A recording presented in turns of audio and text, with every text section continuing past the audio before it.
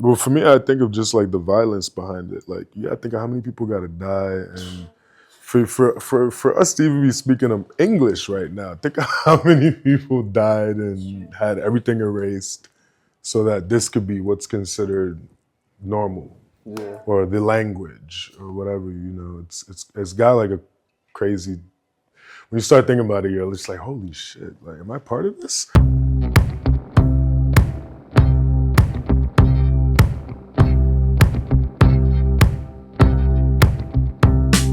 I feel guilty Yeah. if I'm at home during the day, so I like nine. I like doing like 10 to 10. Like that would be perfect, like 10 a.m. But not paying the whole time. I just be here bullshitting. I think Shep's work is also historical in the sense where it's like very much Renaissance inspired style with the hyper realism and all of that stuff that you're doing, but you're flipping it and you're turning it into something that belongs to us, like black folks. So when I see it, even with this piece, it's like you're elevating black women in a sense where she's literally like in control of this entire scene. Yeah. But it's painted with oil paint, which would normally be associated with like that patriarchal system from like Renaissance time periods and all those old white men, for lack of better words. So it's just interesting to see you take their techniques and like flip it on them and sample it on them and like spin it and give it your own take on it. It's crazy you said sample, because that's kind of like, I love music and like the music process, the creative process of music, and I feel like what I do really is like a lot of sampling. Like I watch like some of my producer homies like build beats and shit, and when I'm talking to them, like we speak the same language as far as like the layering of, like they might add a violin as texture for a highlight versus I'm gonna add, you know, this yellowish white as the highlight, you know. So it's you're speaking the same language as long as you understand just the a different layers. media, it's a different form. Exactly. So it's interesting you said sample, because that's kind of how I look at what I do. Like a lot of painters or a lot of musicians, they might take pride in being able to play the instrument or, you know, the keys or whatever. And then some other producers, they don't care to play the keys. They want to just sample a nigga's riff and throw it in. And so that's kind of create something completely new out of what exists. Exactly. So that's why I said, like, I found like this original image was from a porn ad. Obviously it wasn't, you know, homie ain't had a gold and he wasn't breathing like this. Like I wanted brother to be taking like a deep breath. You feel me? Like so, you know, you emphasize things, but at the heart of it, I wish I would have brought the third piece now, but there's another one that's called. Even when you say it's from a porn piece, it doesn't look like a porn piece at all. It looks like something that's in like a museum. Like, you know, when they paint like the Venus, the Lady of Venus statue, like it reminds me of that.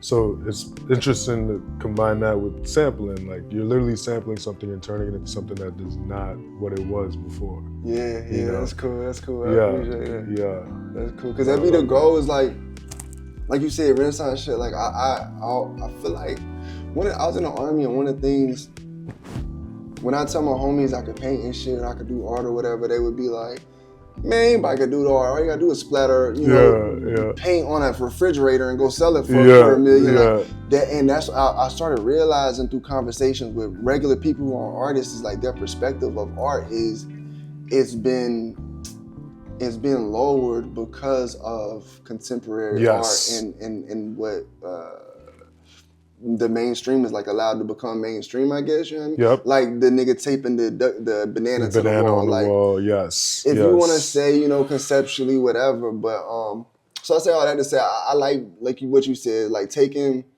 things from the past and telling a modern story or a historical story with a Renaissance almost feel to it, because I feel like that almost demands a certain respect. But me and Isis was talking at the last show about how, and I think we spoke about it a little bit too, about how when is enough? Like when have I proven myself enough that I don't have to do that? Like just the concept is good. Like I don't have to, like even this piece, like how much am I gonna refine the details until I decide like it doesn't have to be exactly everything, you know? And whose standards are those? Who created that? Who put that in place? So walking that line with myself, I find it's difficult of like when to quit, where to quit. But you know, I think that's something we do as artists anyways. But it's interesting because you bring it to like the contemporary and almost like gimmicky art, right? When you're talking about the banana on the wall. And a lot of that stuff, art history, they want, it's a response to this, and this was a response to that. They do that whole thing. But sometimes it does lower the bar in a sense where you're looking at something and you're like, anyone can do this. And then a lot of people have that conception, that idea that that's what art is. So when you were telling your friends you did art, they probably thought you were doing something like that, not realizing you focus on the technical skill and put emphasis on that. So yeah, I can see how you got here in that sense. Yeah. It's crazy how other people's perspectives can push, our whole damn near life. But I think for me, like a lot of my art, starting with the 7 Deadly Sins, like it was portraying a lot of violence and stuff because I feel like there's just a lot that you have to portray that side of the world if you want to encapsulate where the world is today, as artists. And so as I was doing that, I'm coming up with some of these concepts. I realized like one of them was a girl getting shot with the arrow, and I was like, damn, I don't want to portray like black women getting murdered in my work and black men dying. Like, even though I'm trying to portray these difficult concepts that are violence and envy and all these things, like I don't want it to be me painting our people into death. You know what I mean? So as I'm doing that, I realized like anytime I got the opportunity and the concept to put one of our people in power, I do that every time. So like, with this piece, to have the black woman, have Cleopatra, to be in power in a relationship, like, we know what it is, bro. We've all seen these white men that are in their 45s, 50s, driving the Benz or the Bentley. Who they going for, bro? They going for the sexy red. Like, you think that they're going for Taylor Swift. No, they're not. They're going for Sukihana. Like, they're going, like, that's what they're going for, bro. And they're obsessed with, our flavor. They're obsessed with everything about us. And I just like portraying that in the artwork. You know what? Brittany said something earlier about your work that I didn't see, but the maps do speak to almost just like even having the lines in your work speak to the change of power. Just laying the lines of a map speaks to power. So using that as like your, like the fabric of your background and like almost like the fabric of your story. Even if you didn't add anything else, if you just looked at a map as artwork, that in itself is almost like power. And like, our need as men to like control. Yes. So yeah, I never thought about that when looking at your work, but it's apparent now that she said it. No, thank you. And even like sourcing, going back to the Library of Congress, I think about how like these were copyrighted at one point. Like somebody actually owned the intellectual property behind it. But then it's like, what are you owning? You made a map of land that you've never been to and that you're just, it's weird. That whole conversation of power, ownership, is all like in there as well. Yeah. Okay, so what's the Mercator map is the one that, let me not butcher this, because one of them is the accurate size where Africa's 3 times the size. And I believe it's the Mercator map, but I could be wrong. I don't want to butcher that. Or that might be the one that shows it smaller. One or the other. I was thinking it was the same size as Same. But then when you look at populations and how many people fit in these small countries, you're like, that doesn't make sense. Like Nigeria got as many people almost as America. Well, like 100 million less, but 250 million people in one small country that you would see that's like the size of Texas. It doesn't make sense. Yeah. Yeah. So maps are very much they're not meant to be honest. It's meant to just literally chart territory. It's not meant to be accurate. It's meant to other people. And once you do that, you can go and take over whatever you need to take over. So there's a whole history behind who's making, and the counter maps, the people that are like the indigenous people that make their own maps to counter survey and all of that kind of stuff. It goes deep. It goes in so many different directions. It's almost like history. Who tells the story? Whoever wins tells the story. But native tribes have their own understandings of these lands, and it's never, I don't think one person could be accurate. That's why going back to the whole birds thing, it's like they're the ones that are flying over this land and see it for what it is. They may have their own resources that they're trying to go and get, but they're not looking at land like, oh, this is New Jersey, that's New York, this is Brooklyn, this is Queens. Like, they're not thinking like that. You know? Well, for me, I think of just like the violence behind it. Like, you gotta think of how many people gotta die, and for us to even be speaking of English right now, think of how many people died and had everything erased so that this could be what's considered normal, or the language or whatever. You know, it's got like a crazy. When you start thinking about it, you're just like, holy shit! Like, am I part of this? I think it's important to make what you want to make, but don't fall into these tropes or get caught up with like, okay, this is selling, so I need to start making only this. Like, it's important to stay true to who you are as an artist, and I guess the voice that you have from within, like, just stay true to that and continue to, not saying not to evolve, but just putting yourself in that box where you're like, okay, I'm only gonna make this, or I need to only do this, or like, I feel like it's counterproductive to like being creative. But I have noticed that there is like an expectation of us. And to be honest, there should be an expectation on us to at least know this stuff. We don't have to always talk about it in our work or like be that Black person all the time that's like, but you should know like your history and the stuff people went through before us, and just the different relationships we all have with our Blackness, especially in America. I think that's, especially now. Like, so there is a responsibility. The responsibility would be like to be informed, but you don't have to make work about it. No, that would just be my thought. I don't know. And yet you are. Yeah, because I enjoy history. Like, I enjoy making the connection from like, oh shit, this happened in Japan. What if Nigeria would have shut down their borders? Like, I start thinking about stuff like that. Like, sometimes when I create like pieces that are too in depth with our Black trauma, I feel like it re-traumatizes me. Because one of my homies told me, he was like, dude, you're like a method painter. Like, you really submerge yourself in like the idea that you're trying to create on canvas. And so like, you know, I'm looking up interviews and documentaries and this and that. Like, the whole time I'm creating the piece to really, you know, try to channel that the essence or whatever. And sometimes that shit just bogs me down. So. I felt that with your Gaza piece.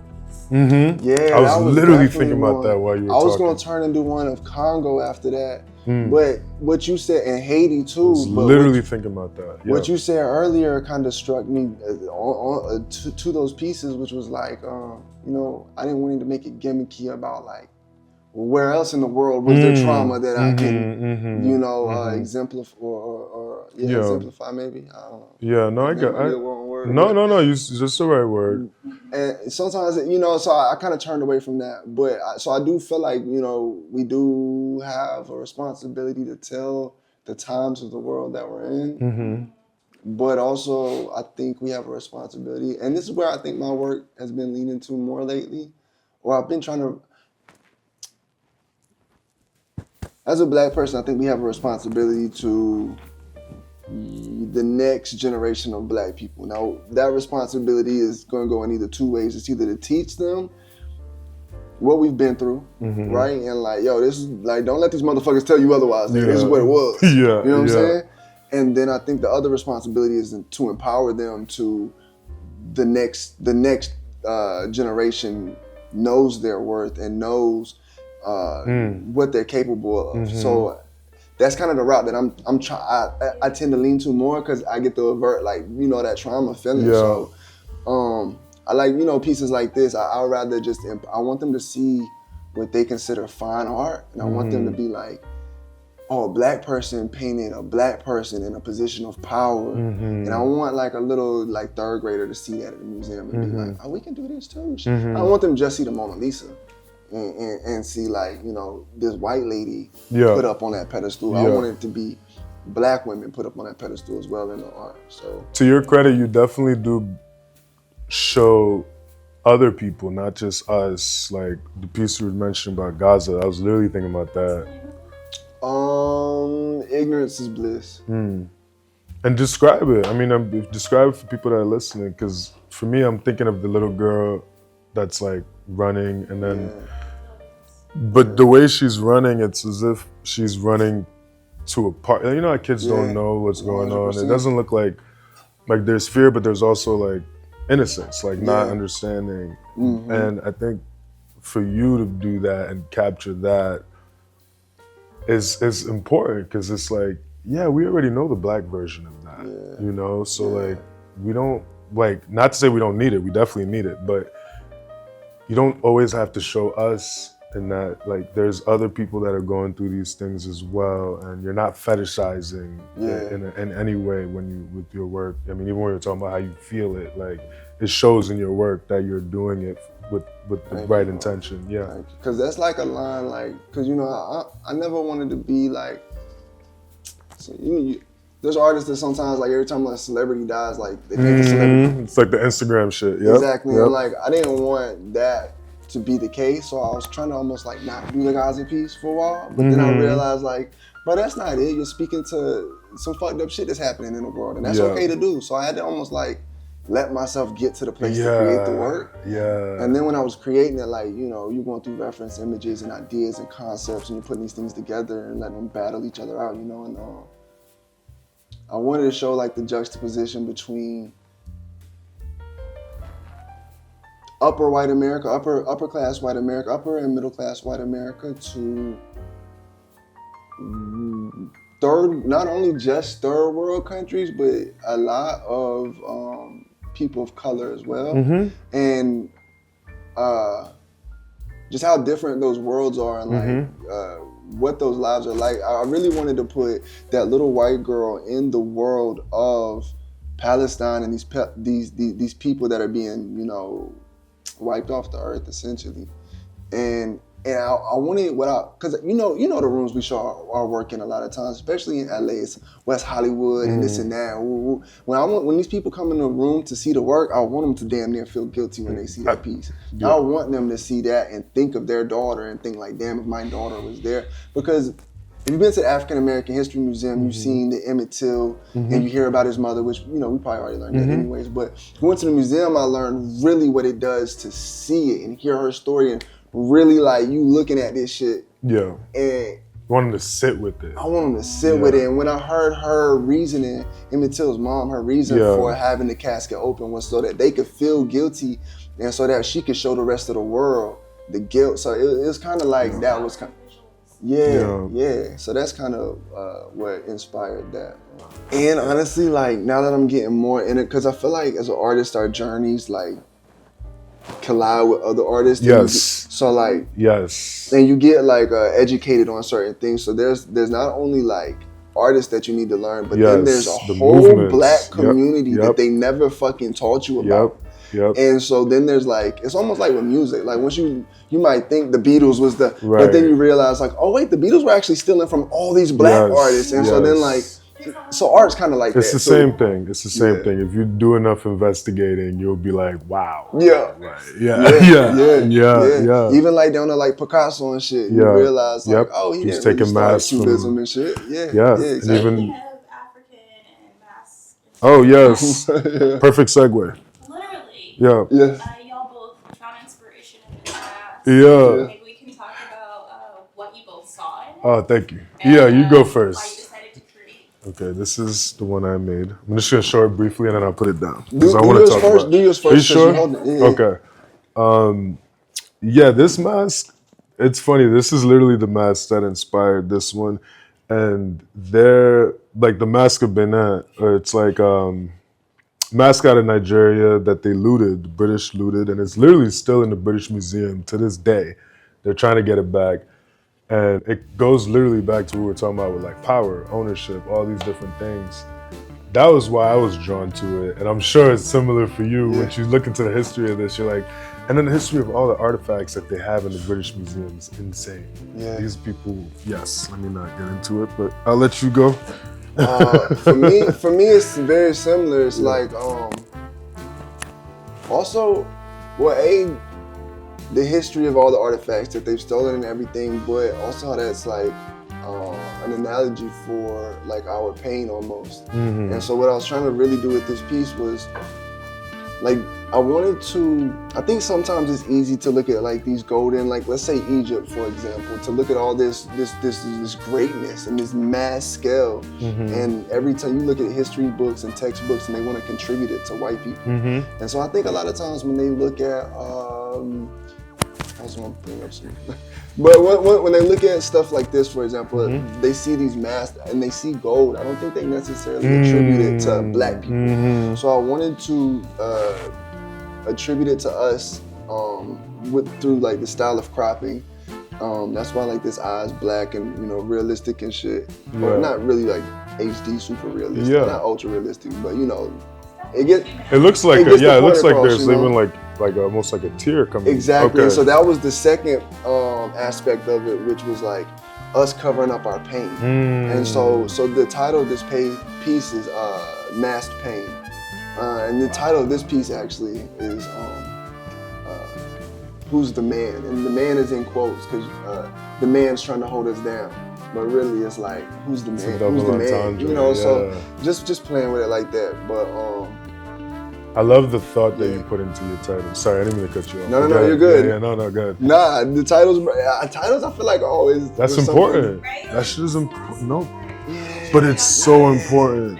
It's so important because you're not always going to be there to speak for your work. So like having it in the title is perfect. I didn't mean to cut you off. I'd be wanting to say untitled and not think about it. But no, keep doing what you're doing. I think sometimes I focus more on the concept. And then like I work kind of like a prompt to a story, like a writing prompt. Is the way I come up with the painting prompt, and then I work around the prompt. And then like as I'm working through the piece, a lot of times like I'll pull this off the wall, but you'll see like who's the man on the top, and then but I'm writing these things as I'm going. This is Caesar and Cleopatra. These are just things like I didn't have those in my mind when I started the piece. But like things come out and I add things in, I erase things. Like this background was nowhere to be seen in the piece. There wasn't drapes. So you listen to the work, like you listen to what the piece is telling you while you work on it. Yeah, 100%. But I got that from Brandon and them for real. Yeah. Gastineau. Brandon and Gastineau, I love them. Yeah. Like watching this. Black in every color. Yeah. His work is phenomenal. Yeah. And that's what like, it's literally a conversation with the art, between the artist and the art. And I think I used to be too structured with my work, you know what I mean? And then through that relationship, I started understanding like the fluidity of it.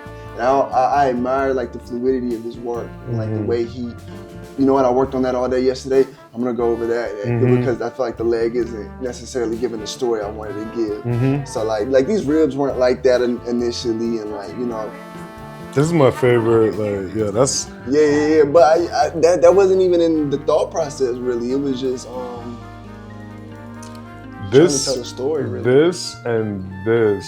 Sorry, I did not mean to bump into that. Those two are probably the most like telling parts of the piece to me, like the ribs and the woman, the way she's just like posing, because it symbolizes so much. And then you have the subtle things like this little crown right here, the crown of leaves. But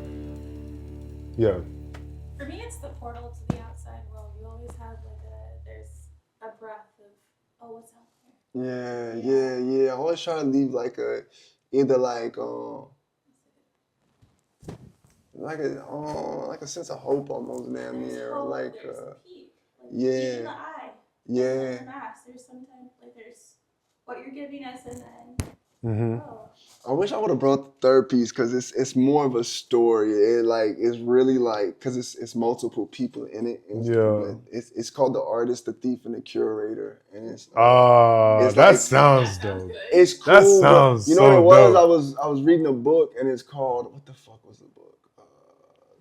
The Fork, the Witch, and something. Yeah. And so I kind of ripped, but it reminded me of The Lion, the Witch, and the Wardrobe. And I was like, oh, this is a thing that they've been doing for hundreds of years. So I was like, oh, fuck it, I'm gonna do it for a painting. And I was like, and I was already working on the painting when I saw The Witch, the Fork in the Road, and whatever the book was. And I was like, oh, that's a cool, that'd be a cool way to name this painting, with that format. So but I just enjoy. I took an art history class in college for the semester that I was in college before I dropped out and went to the Army. But in that class, I learned it's a lot of the storytelling through the history, and I'm pretty sure I failed that fucking class. No, you got everything you needed from that class. Man, I bet you out of everybody that was in that class, they're not doing what you're doing right now. No, for real though. Go look them up. Go see for yourself. Like, go check. Know one of the girls. Go check, man. But no disrespect to them. But. I always admired though, like when the professor would break down, like do you notice how this character is looking at this, and they're actually looking off of the canvas, implying that there's someone else off of the canvas. And like when they were breaking that shit down, I was like, oh shit, these niggas on a different level of the game, bro. So I don't know, that shit kind of haunts me when I'm working. So I'm like, okay, I gotta step my level of ball up. Yeah. But I've always seen that in your work though. You've always been consistent with that. I try to, but at the same time, like you said earlier, like you don't want to make it like too cliche, But it doesn't feel like that. Even with this, I had to take a really solid look to realize it's that square that you normally do. But I was gonna make it more defined, but I'm gonna actually. I didn't catch that. I gotta do another layer on the. I only saw the eye, and it's very subtle, right? So when you look at it at first glance, you just see the mask, but then when you look at it, you're like, wait, is that a human eye? I see the black people and there's tears in it. And you're like, I see the square comes last. Yeah. So this is like very subtle in that. That's cool. Like there's nothing gimmicky about it at all. I appreciate that. Right? Sometimes we be looking at our work and we be. No, I know. It's because you get in your head and you're battling doing this. You're like, is that a good idea or is that really gimmicky? Sometimes, man, motherfuckers be making millions off them gimmicks, boy. For real. Yeah. What's something that you both wonder about each other's work? So you can take a beat. Okay, no, because I already know what I'm thinking. I got one. Okay, go. I wonder what your work is gonna look like when you express the future versus the past. I was thinking that earlier when y'all were asking questions, but I didn't want to interrupt. I wanted to ask if you were gonna do a piece expressing the future. Like maybe what would the future of maps look like? What would the future of land look like? What would the future of that power grab look like? You know what's funny about that? You guys, I know you probably got some concepts already written down. No, not even. But I haven't thought of anything in terms of making work. But as far as research, data is basically the new version of all of this. Like when you sign up for apps, cloud sourcing, this goes deep. There's a book on it. It's called "What Killed Capitalism: The Rise of Techno-Feudalism," and they basically talk about how what we consider resources is going to change probably within our lifetime because of how information is basically up for sale, and So that would be the future in my mind. Trying to figure out a way to map out, not even map out, but just speak on things like that. What are the next resources that we may not care about now, but are going to be basically gold in the future? And who are the people that are going to try to control that? I mean, we already see it. It's like Amazon, Google. Facebook. Now we have OpenAI. So those are going to be the new empires that are going to be controlling these colonies. So I'm thinking about that, but I haven't thought about that in terms of how does that translate to the work. But I'm still thinking about. I'm doing a bunch of research on it. It's crazy how those worlds, you have these different, almost I say, I got this thing I'm writing. It's called Tip for Artists. It's kind of like a book, but it's not really. But I'm gonna try to, I think, maybe work it into a book one day. But one of the tips is inspiration lives right across the street from motivation. Lives right across the street from inspiration. So a lot of times I think you have these things that you're so interested in, but you don't necessarily relate them to art. Like me, I like anime and I love history and I love but I don't relate it to art all the time. But then I can see anime composition in your work. Same. Sometimes it'll express itself in the work, and you'll be like, oh shit, I didn't, so. Yeah. the worlds collide. Yes. Essentially is what I was saying. And Yes. I love when the world. So what you're already interested in and Yeah. studying is gonna show up in the world in the art when the worlds collide. Yeah, but that's a really good question. The other thing I wanted to ask about your work was how do you decide like which stories are like important to tell or like or even like how do you identify like references, even like reference images to use? Yeah. Like, you know? Yeah. As far as stories, it's almost like I'm following a timeline. So like I'll start with like the 1500s and move on to like different chapters throughout history. And with references, again, Library of Congress, anything that's like public domain, you can literally use as a reference. And it's a tricky point of context because it's tricky. It's a tricky question because this was an image that was from the Library of Congress, but I still felt weird painting this specific Native American person. Because this is an actual person that existed. It's not somebody that I know. It's like when you make your own reference, for example, there's not the connection there with it. Like you're creating a person versus taking someone's image, likeness, and no, I have, but it feels, and even now I feel weird about. So to answer your question, I feel weird about painting Kobe now because I'd be like, who took this photo of the image that I'm painting? Like I think about that kind of stuff now, where it's like sourcing. But do you think whenever you're done with the painting that it's the same as the picture?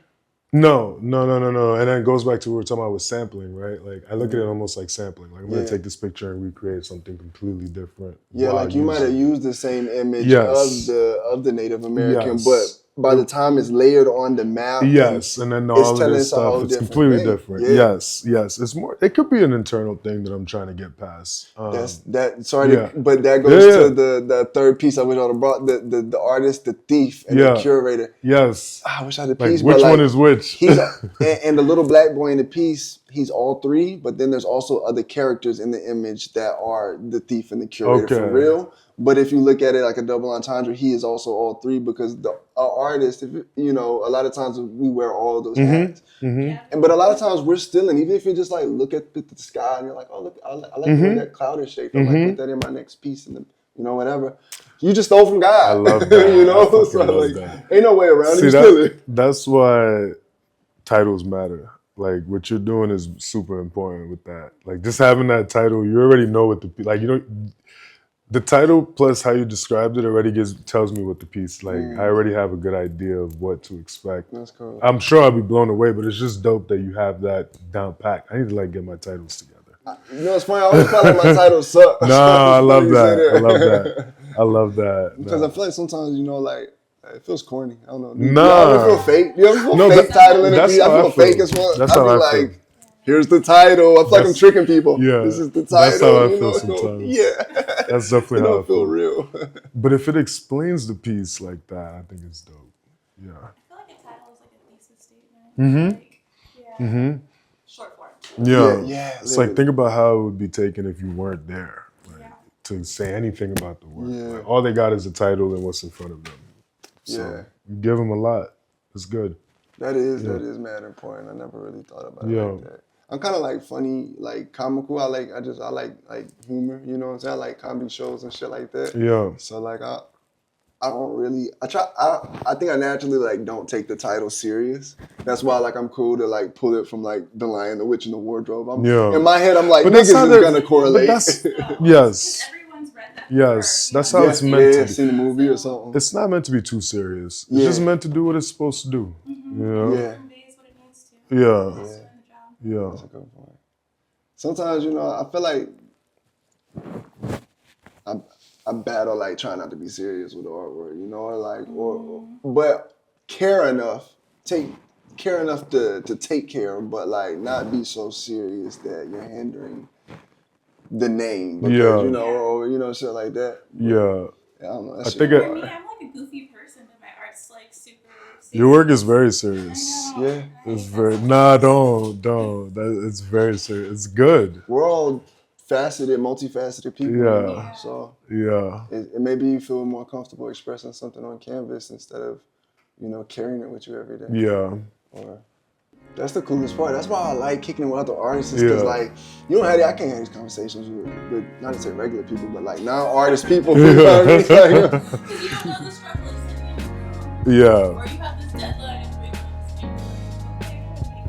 okay, Or they're not even interested in the fact of like why you had to lay this down before that, but and then I fucked that up because I laid down this part. Like, we love the nuance of that conversation, the intricacies of like, oh shit, bro, I can only imagine how difficult that was. Like to feel someone relate to you on that level of like, oh, I know what you went through when you was doing that. Like that shit feels like, empowering a little. When I see both of y'all, I'm like, yo, this is hard to do. Like how much time and effort and thought and all of that stuff. Like, you appreciate it more because you know how hard it is. 100%. Yeah. Aw, this is amazing. I don't want to keep y'all too long. Yeah, so do you guys have anything else to add? Love, peace, and Yeah.